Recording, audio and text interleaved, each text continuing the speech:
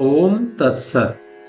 आज श्रीमद् भगवत गीता के दूसरे अध्याय के 15 क्रमांक के श्लोक के ऊपर भगवान श्री ज्ञानदेव महाराज जी ने जो ओवियां लिखी है उनको समझने की कोशिश करेंगे।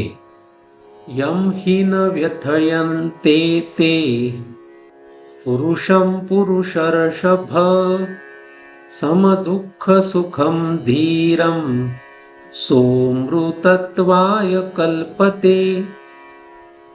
हे विषय जयाते ना कळिती तया सुख दुःखे दोन्ही न पवती आणि गर्भवासु संगती नाही तया।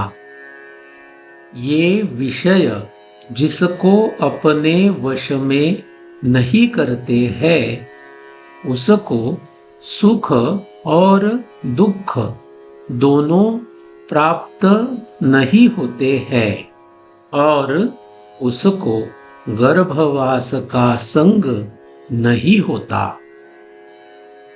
तो नित्य रूप पार्था ओळखावा सर्वथा जो या इंद्रियार्था नागवेची।